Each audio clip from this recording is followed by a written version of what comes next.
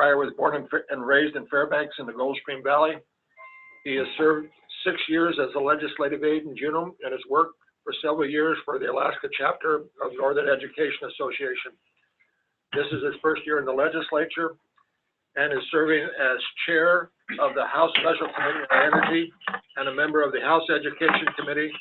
Representative Hopkins is also vice chair of the House Resource Committee.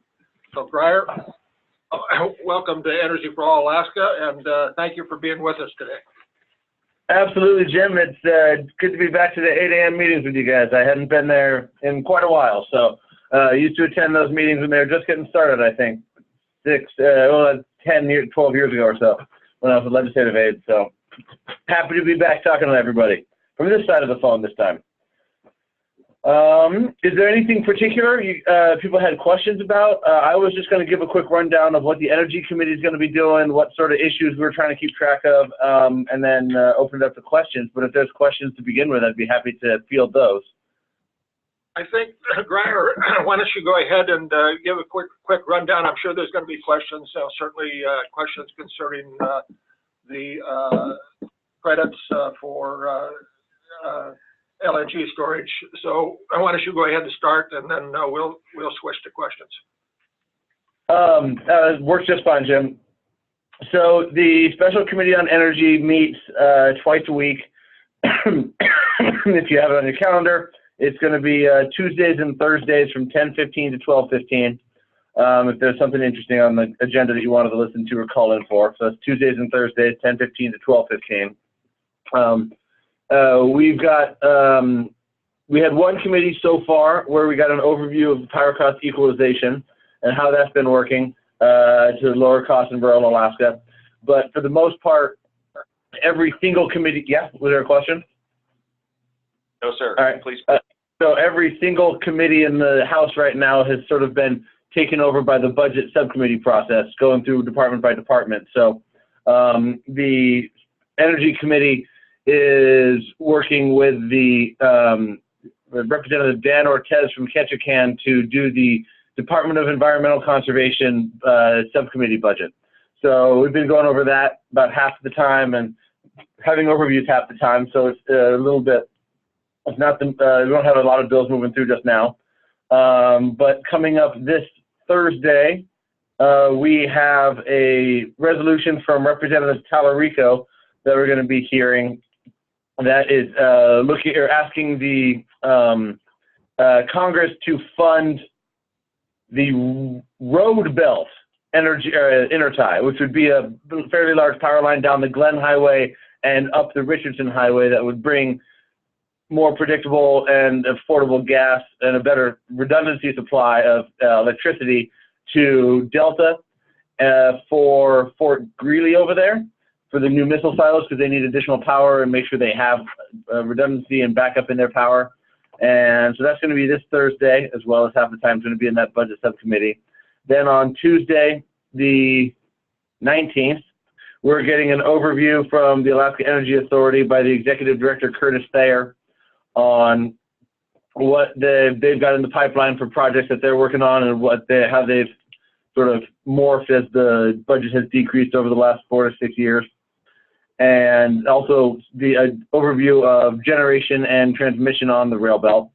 And then that Thursday, so a week from this Thursday, the 21st, we're going to be hearing that gas storage bill, House Bill 87 by Steve Thompson, to see if we can get that one passed out to keep it on schedule. And if people aren't familiar with that bill, it just extends the sunset date for those gas storage credits from the end of this calendar year to, the start of next calendar year to June 30th of 2021. So it gives them an extra 18 months just in case something doesn't come together on that project and it falls behind. And then, so that's going to be next Thursday, the 21st. We're working with Dan Britton and his schedule to make sure he's available for any questions that might get asked in committee.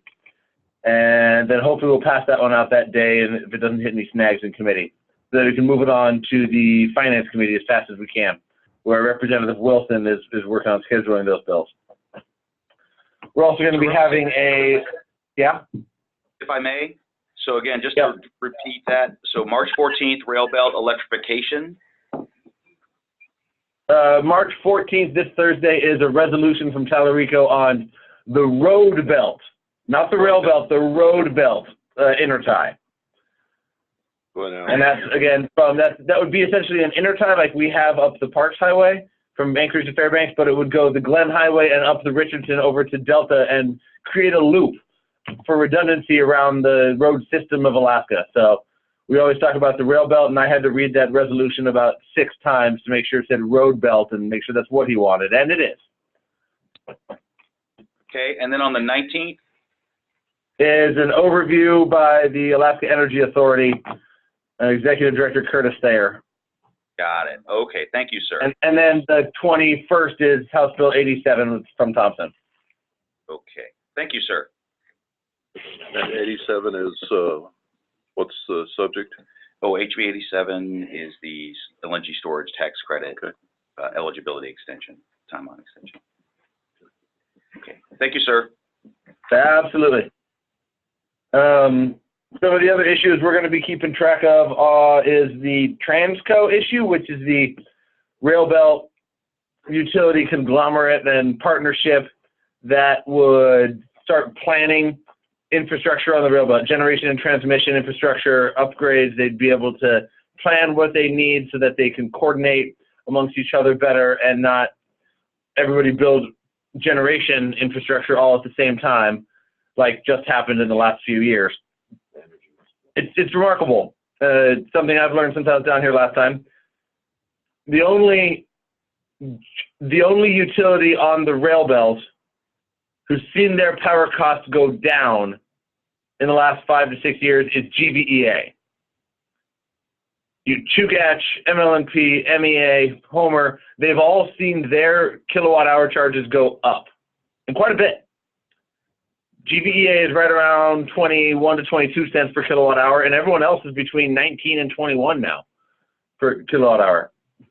And Juneau's up higher. There's that's all the rail belt stuff. In Southeast Alaska, there is a drought of 100-year proportions, and so almost every community down here that's always on hydro is having to use diesel power. So Ketchikan is 100% on diesel right now as they see their lake fill up behind their dam. Juneau is switching back and forth between hydro and diesel. All the 4-dam pools, the 4-dam pool that supplies a lot of the other communities down southeast, are having to shut off and turn back on and shut off as their water has to fill back up. So that drought down here is impacting the southeast Alaska quite a bit.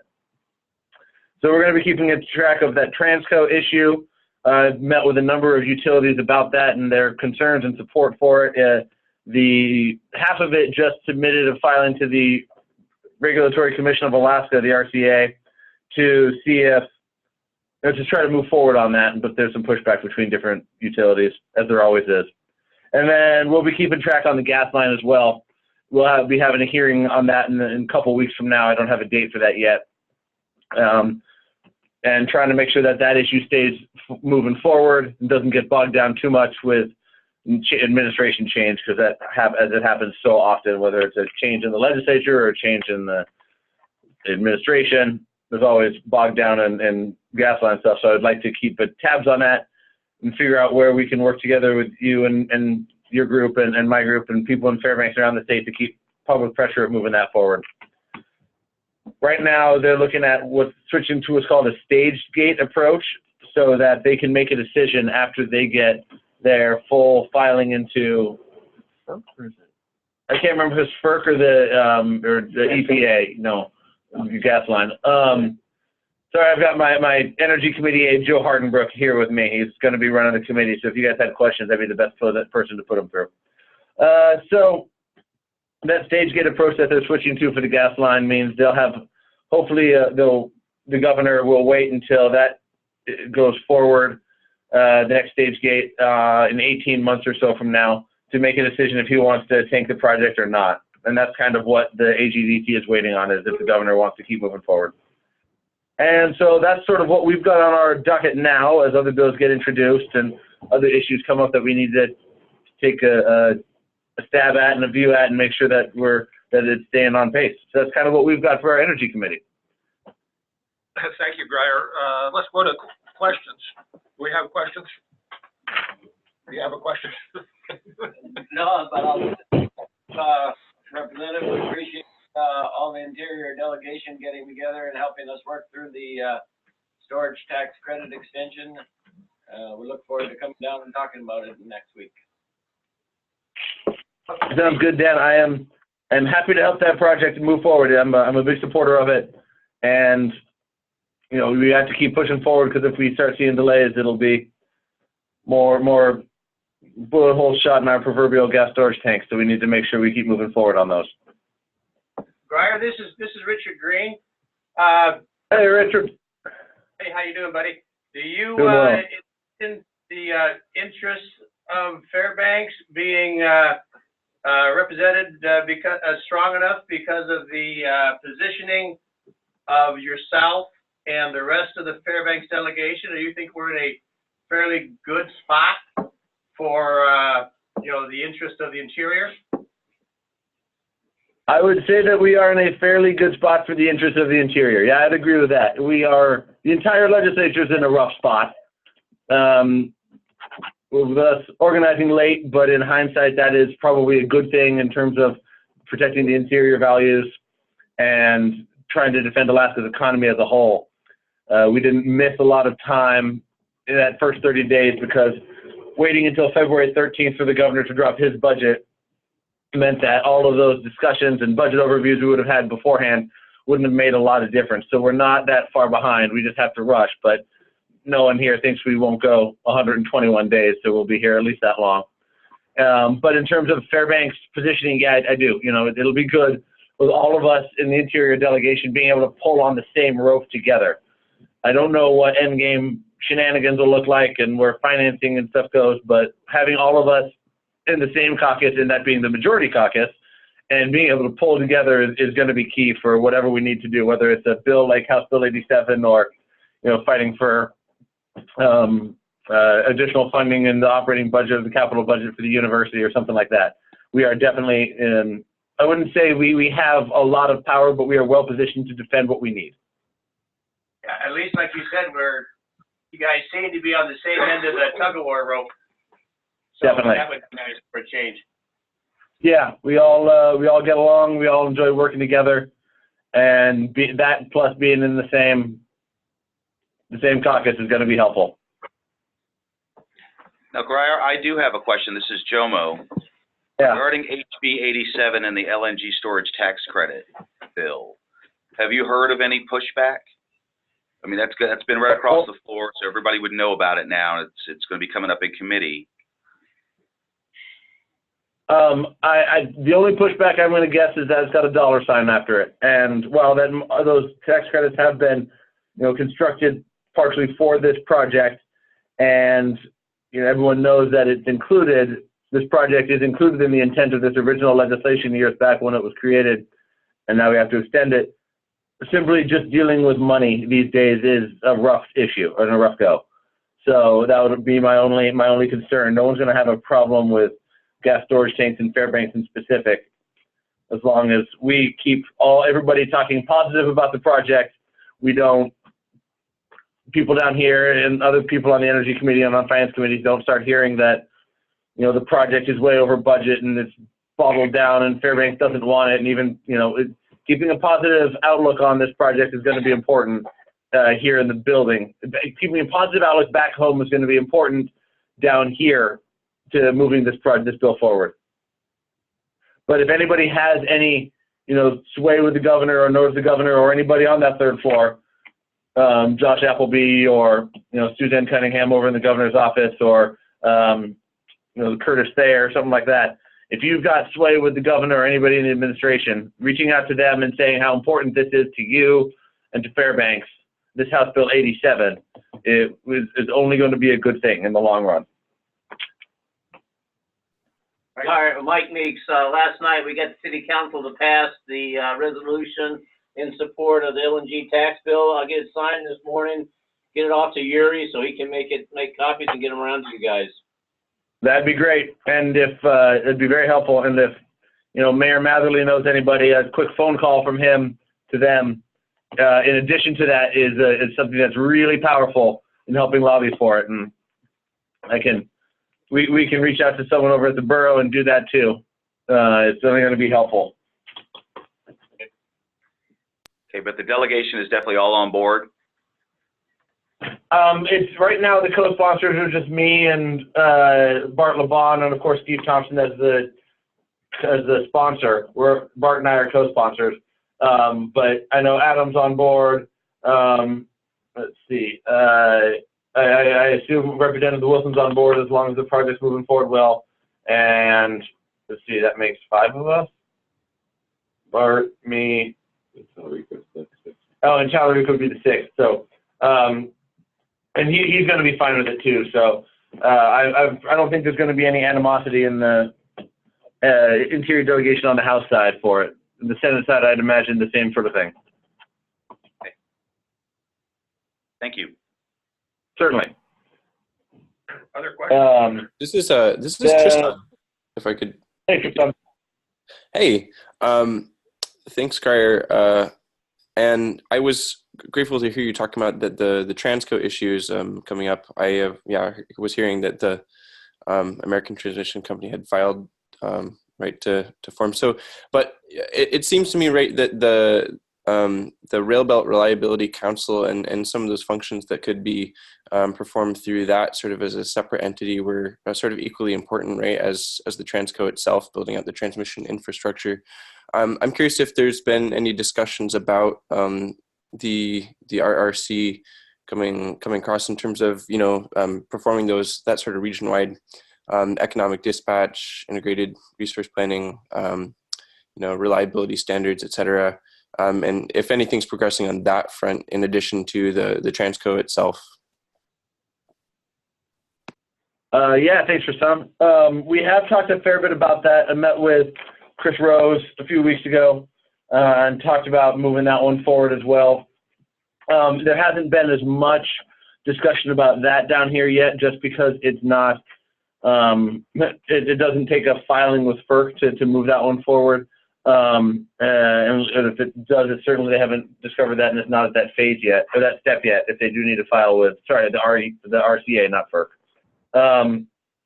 So there has been some discussion that is slowly moving forward, and people are trying to gather around the table and work on that. Trying to herd the railbelt utilities is always worse than herding cats.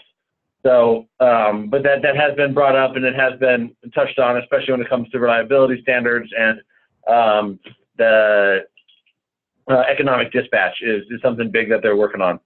And so that definitely has come up in terms of trying to find ways to lower those kilowatt hours across the rail belt and use the most efficient and clean power and low cost power when it comes to that.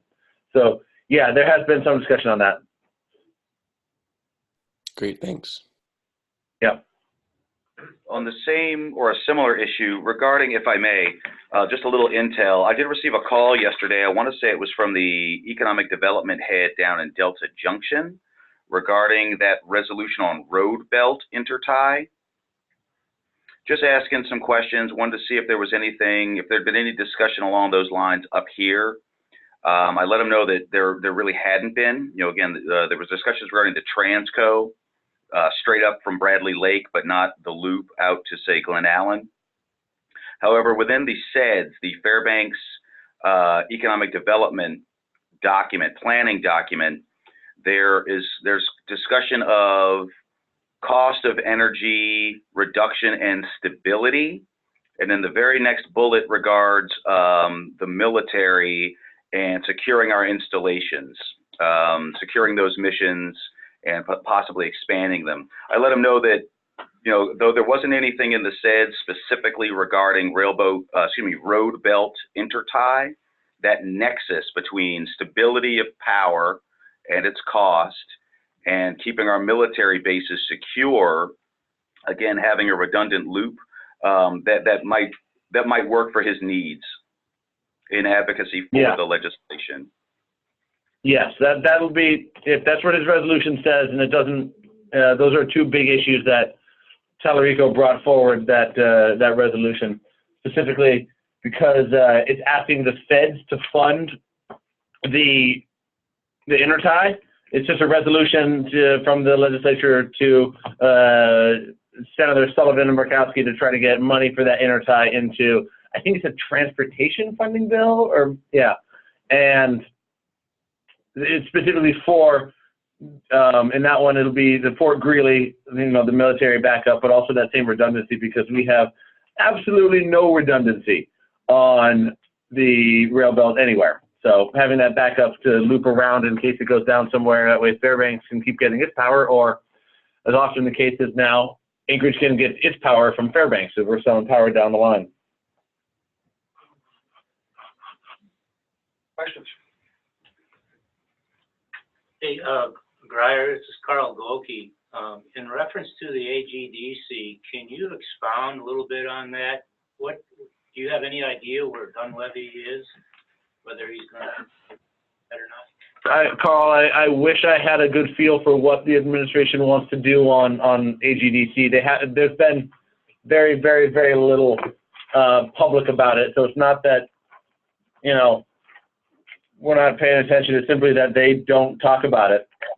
There is, you know, they're bringing the big three utilities back in or big three producers back in to be part of the project from the beginning to help plan more financing aspects of it, and how it would work, because, you know, the gas line, you make your money off of the line that is transferring the product, as opposed to taps where you make the money off of the product.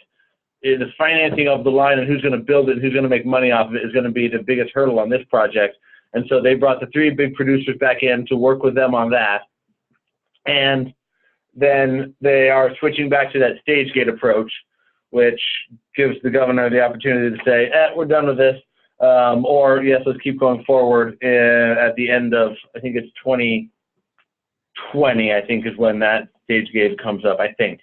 You know, he seems to be committed to advancing the project through the FERC process, to at least get that permit in and to see what FERC comes out saying.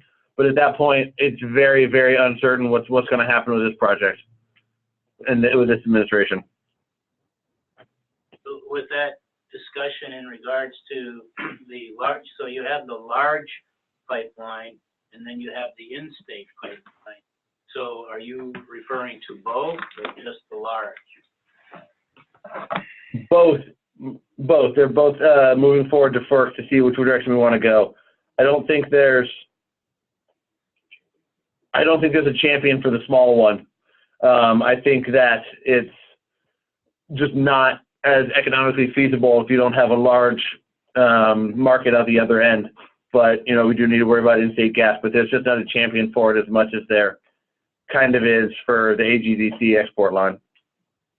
And you said you're getting a brief on that in a couple weeks?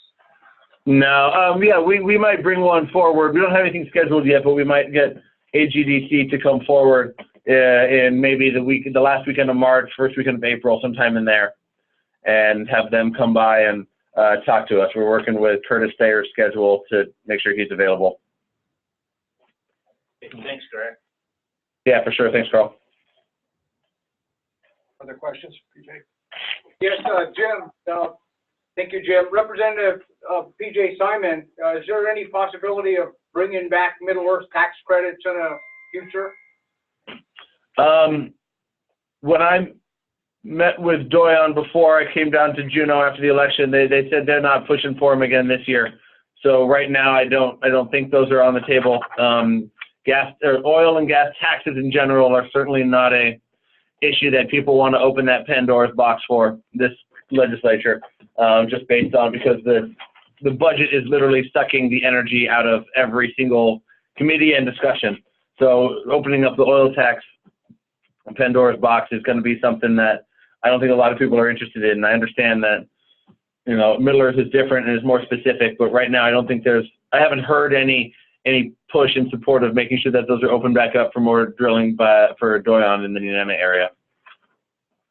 Thank you. Yeah. Other questions? Grier, hello. Grier, Representative, this is Rick Soley online. I'm wondering if you could brief us on any of what discussions you're having with either the Department of Environmental Conservation there or the administration on the Fairbanks air quality, the PM 2.5, and what your committee is working on with regard to that concern, and particularly with our concern over the point source power plants and impacting them. I'm not sure if you looked at that issue from a legislative perspective. Thank you, Rick. That's a good question. You know, in terms of the point sources, there is an understanding that I believe the governor, the administration, and the legislature that is not a fix. Those point sources are only going to make our problem worse. You drive up the cost of our electricity, you're going to have more people burning wood to save money, you're making our air quality worse. That's not a solution. And I met with Commissioner Bruni, the incoming DEC commissioner. We were supposed to talk on air quality, but our discussion got sidetracked with a number of other statewide issues. But, you know, we talked a little bit about it at the end, and he understands the concern about the point sources. And it's easy to explain to people down here. So we've got a good support for trying to push back on that as a theoretical solution. Today at 10:15, I've got the DEC subcommittee hearing with that is going to be covered. Oh, sorry, 11:15. We're going to be doing that, and it's on air quality today. So we'll be talking to the budget analyst people about the air quality division in DEC today. As of right now, I'm working to make sure that there are no cuts to that air quality division. Fortunately, the governor only cut down money on travel costs, so that's a good thing. It's been, you know, cut bare bones over the last 4 years, so hopefully we can keep those air quality cuts in place.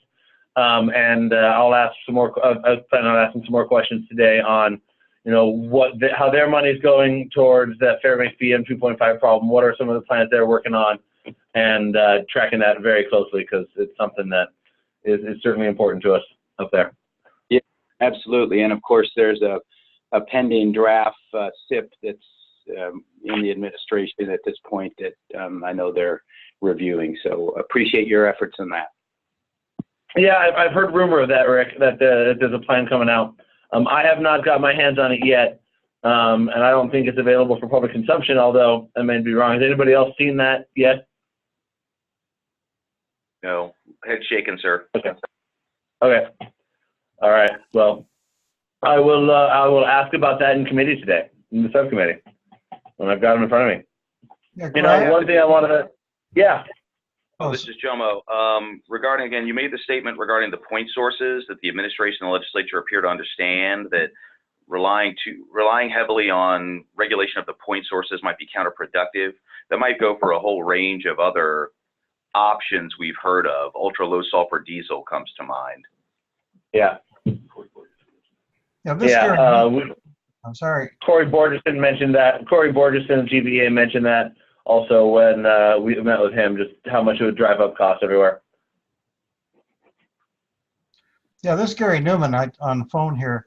You know, I was wondering if there's been any proposed legislation to allow citation authority for DEC, which would allow them to do the job that they've been assigned by the borough voters to do. There has not been anything discussed or implemented in that for citation authority. You know, once we see the SIP come out or able to have a meeting with, as the Interior delegation with DEC on that issue, it will be good to make sure that that is addressed if they need that or not. But in the meantime, no one has introduced anything on that probably until we see what that plan is of theirs. Okay, thank you. Definitely, good question though. I will keep that in mind. Thank you.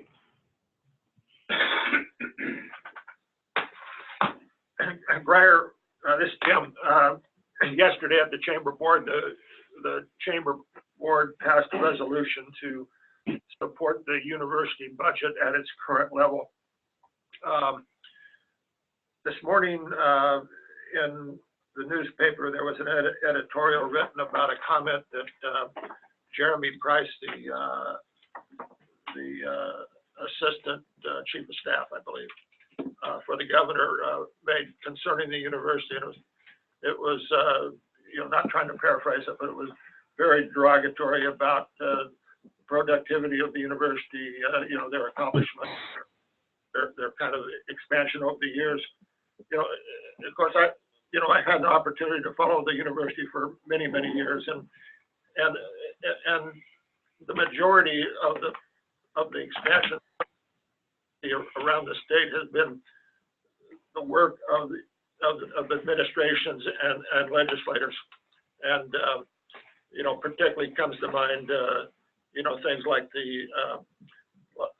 the engineering building in Anchorage and the Sports arena. And the sports arena, and of course those are the type capital investments that the state has not only in the university system, but in all of the state have made that has helped create the situation we're in today. However, the need for education, I think back to a comment that Steve Lundgren, the president of the Denali State Bank, made at a meeting a while back. He said that 16 of his 20 employees are graduates of the University of Alaska, and who our staff and many staffs here in Fairbanks, educated people if we're going to find a way to sustain our future. So I'm obviously concerned about the University of Alaska budget. What do you think our delegation is? How do you believe they are positioned on that issue? I know that the only people I've talked to specifically on it are, so I'm not going to put words in other people's mouth, but me and Adam Wall, Steve Thompson, and Bart LeBon are strong advocates for the university. I think Representative Wilson is there with us in terms of defending the economy of the interior and how important that project is. That entire university system, and specifically UAF. So I think we are well positioned on that. The chair of the university budget subcommittee is Andy Josephson from Anchorage, who's also a University of Alaska Anchorage graduate and a very strong supporter of the university system as a whole. Adam Wool sits on that subcommittee as well. And so I think we're well placed to fight like hell to make sure that funding doesn't see a $134 million reduction. And as much as we can, making sure that money for the university is staying there, not just for the economic value of it, but for the people that we actually train and educate and stay in Alaska and work. I personally have 3 UA graduates in my office, and I am not one of those. So I am also hiring those UA educated people. But so we're also fighting like hell for it in this office. But every time I meet with BP, every time I meet with Hillcorp, every time I meet with the Council of Alaska Producers, who are the big mine companies, I ask them, I talk to them about how they hire in Alaska, where they see the best bang for their buck in terms of engineers that they hire, and I tell them that they need to support the university, because if this $134 million cut goes through, or even a substantial portion of that cut, they're going to see less and less graduates coming from here in Alaska, and they need those graduates because they want their people to understand the type of environment that they're going to work in, understand the type of resources that are in Alaska, and so they need those Alaska graduates as well. So I'm pushing that message far and wide, and all of the interior delegation is pushing it in caucus as well. So our caucus knows that we're backing it up with everything we got. This is Brent Sheets. I'm with the Petroleum Development Lab at the university. So I just want to chime in on a couple things too. I feel like the university just hasn't done a really good job of talking about what we do for the economy and for the resource development here in the state too. I mean, all those years, we go down to legislature and they say, "What are you guys doing?" And we talk about hibernating squirrels and bunnies, and but I think what's missing is, like, we're working with Hillcorp on a big, $10 million project on the North Slope right now to get after a bunch of heavy oil that's unlocked. or that's locked up right now. We want to develop the technology to get after that, and the preliminary results are fabulous. And I don't think that gets out to the legislature. Yeah. We just got green lighted to go ahead with a phase 2 competition for an $8 million project that could very well unlock the UGNU. There's only been one ever attempt at the UGNU, and we think that based on this other project we've been doing with Hillcorp, that we've got probably a really good chance of getting after UGNU, which would unlock another, 10% of 20 or 40 billion barrels up there. We're working to make, continue to make coal a reasonable resource here. And as I was hearing a lot about what was going on down in Southeast, the project we're working on is coal gasification that would allow you to put that syngas and tars and oils right through the diesel generator. So you're using coal, which is here in Fairbanks is $5 an MMBTU, and you're still using the diesel infrastructure. I mean, the university's doing, at least the stuff I'm aware of, it's doing a lot to help the state, and we just aren't getting that message out. And frankly, I think we're doing ourselves a disservice. Yeah.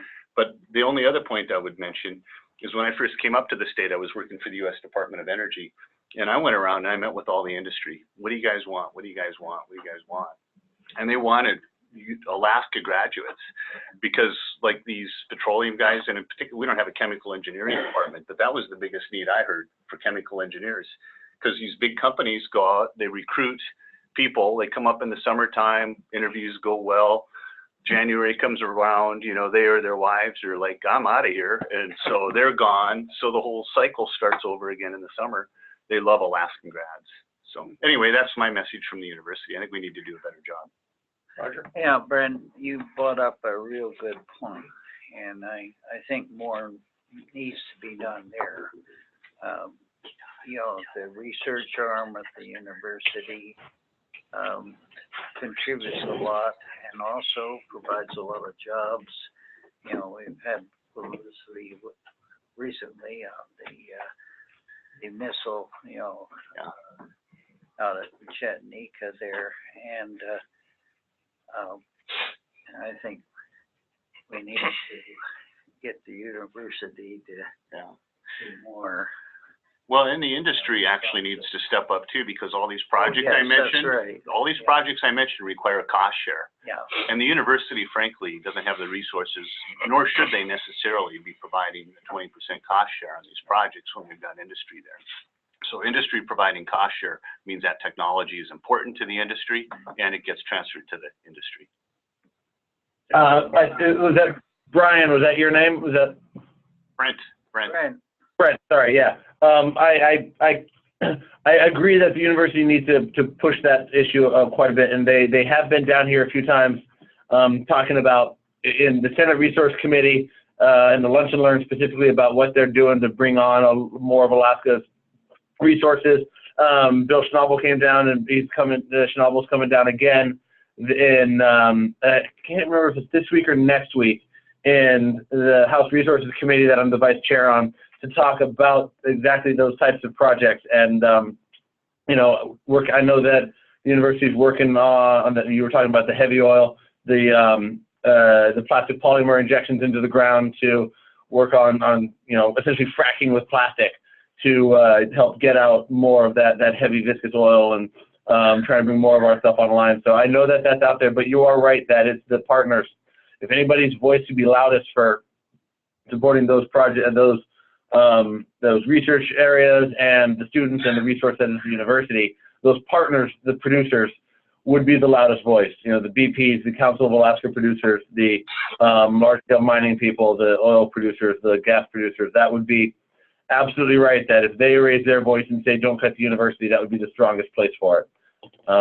My staff just handed me that article you were talking about, Jim, where Jeremy Price says that the President Johnson is just trying to trade Alaska's permanent fund dividends for a university system that has grown beyond its means and fails to perform. So, that's fairly disappointing coming from the administration and somebody that came from outside the administration into it. So there's your push and pull down here as PFDs versus something that's trying to help bring on more oil in Alaska, more energy in Alaska, and educate more Alaskans. And I agree that the engineering programs are very important. We've got, world-class engineering, world-class opportunities in the hard sciences and the research sciences. But, looking at a healthy university system doesn't specialize in one specific thing. And, there's tens of thousands of people in Fairbanks that have been educated at the university and things other besides engineering as well that are critical. So, it's a whole healthy system that we have to look at. But in terms of defending those cuts, those producers, talking about how they partner with the university is absolutely the loudest voice. Richard. Yeah, this is Richard Green, Grier. I was just going to comment that from the business standpoint, the university, and I'm just going to echo what everybody's been saying, but the message isn't getting out about the revenues that they generate from outside sources, and every discussion should be that. Everybody envisions the university as with their hand out, and there's no counterbalance to that picture of the income that the university is bringing in by these different grants and matches. I can remember my son years ago was involved with that supercomputer during that time frame, and there was huge amounts of money coming into the university on contracts and stuff. And so every presentation needs to have that counterbalance. And if it's not there, then maybe we are in deep gumshoe. But I think the numbers will show that it is indeed a revenue-producing entity up there that needs to be enhanced or put forth and advertised. Absolutely. Absolutely. The university received, it raised and created the majority of its funding outside of just state general fund dollars. The majority of it was from tuition. The research dollars everyone talks about are 7 to 1. $1 put in for research brings in $7 to the economy, somewhere between 6 and 7.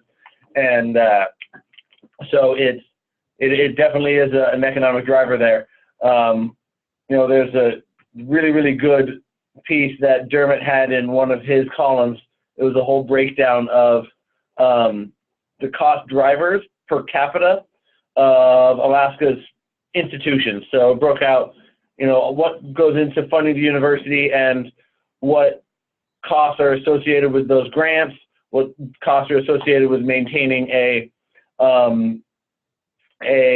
research institute like UAF, and the energy costs that we have, plus the high maintenance and facilities costs of a research university because we have very expensive and fancy facilities, things like that. And that was a woman named Susan Henricks wrote a very good breakdown of all those costs. And if you go find it on Dermot's article, I highly recommend it. It's very effective. That was somewhat in response to Donna Arduin, the governor's O&B director, saying that, we did $17, I think, for every student graduated at all the campuses, but it's $32 for every student at UAF because of our overhead for being a research. Well, she said that's why UAF is so outlandish, but there was some good pushback by saying, by President Johnson saying, no, that is because we are, that's a research institution, and those are additional facilities, additional cost drivers that no one else has. And it's a smaller campus. So yeah, it is going to have those additional costs, but, UA is very, very unique in that it offers GEDs to PhDs. So trying to compare us to apples to other states is difficult. Plus, and she comes in and from Florida and I think Indiana or wherever it is, and Michigan, and thinks she compares it to Alaska.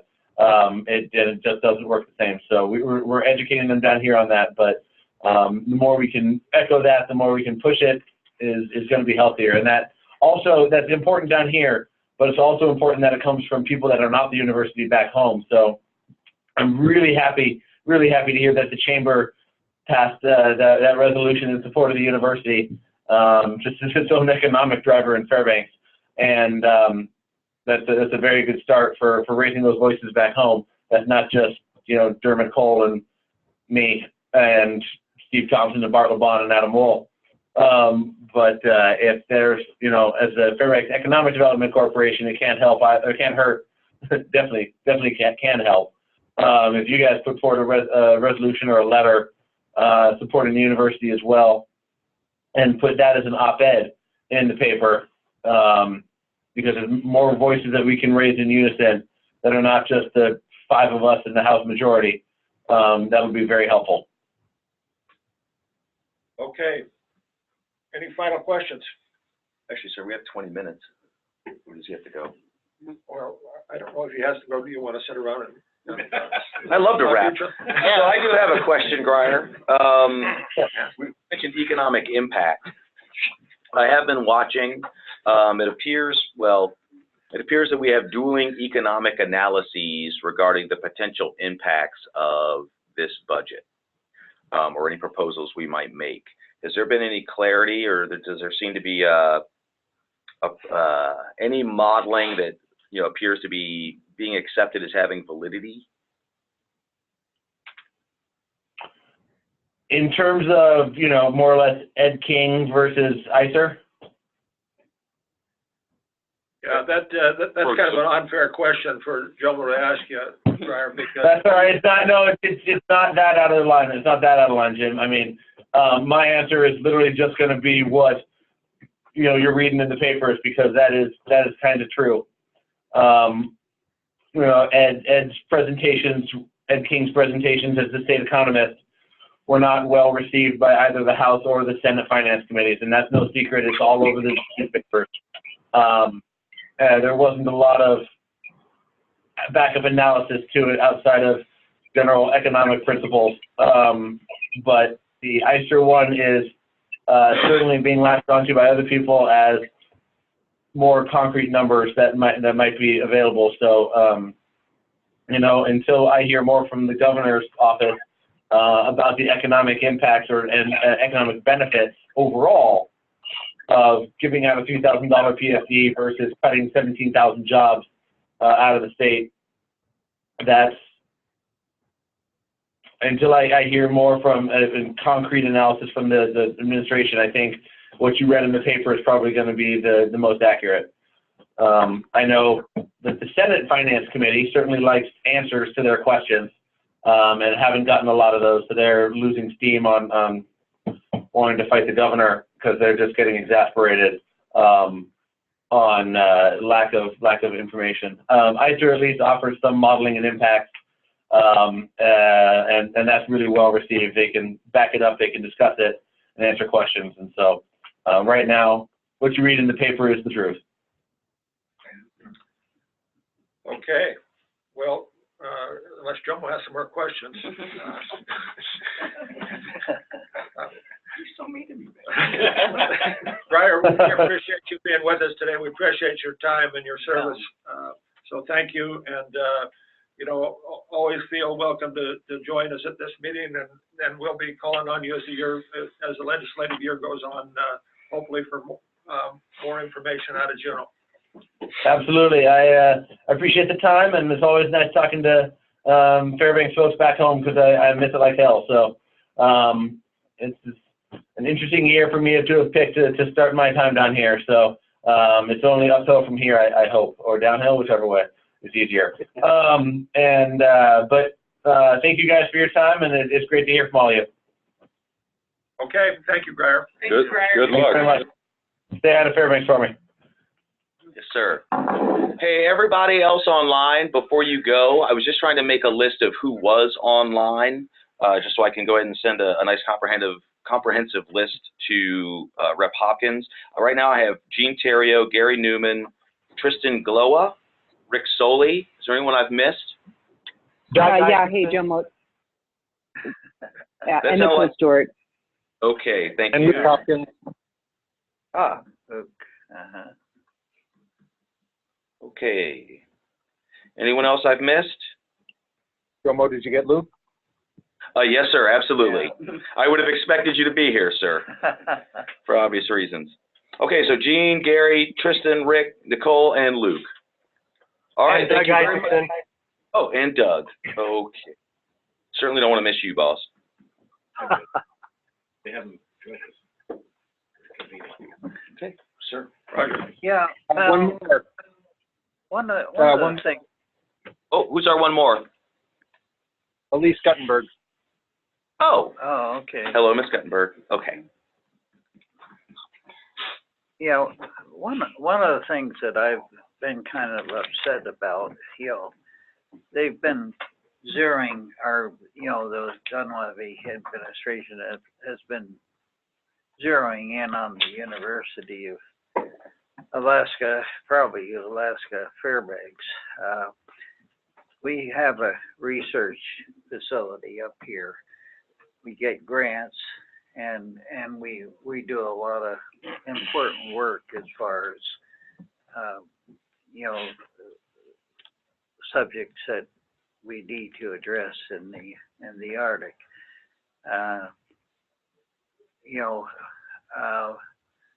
We also have students. We had at the Alaska Miners meeting last week, we had a young lady that's graduating this year, and she has a contract with ConocoPhillips already, and she's been working with them on and off on the drilling projects. And so I feel that we really, we went down with the chamber and had a good opportunity to see what was going on there. And I think they need to do a better job in trying to get all the facts together. And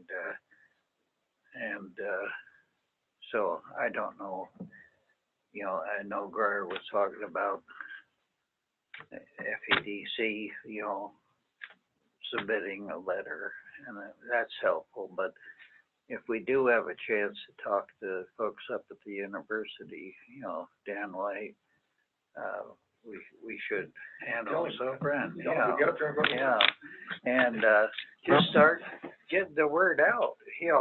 If the university has to shut down, or we start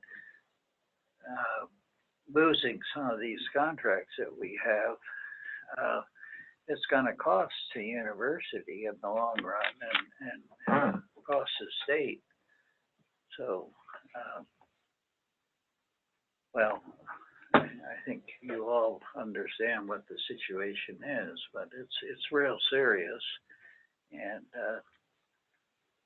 there's a lot of jobs, fairly higher paying jobs, and also some lower paying jobs that contribute to the Fairbanks economy. And this young lady, I mean, she has a job. She's graduating this year, and she's a pretty sharp gal. She gave a very impressive report. Anything else before we go? Well, thank you, everybody. Sorry for the short day, but Joe will run out of things to go past. What's next week, Joe? Next week we're going to have Alaska Native Lands into Federal Trust Round 2. Okay, we're having Professor Belle Jones from up at the university. And that's at 10 though, correct? Yes, I need to circle back around with her, but yeah, it was, she'd asked for a slightly later meeting.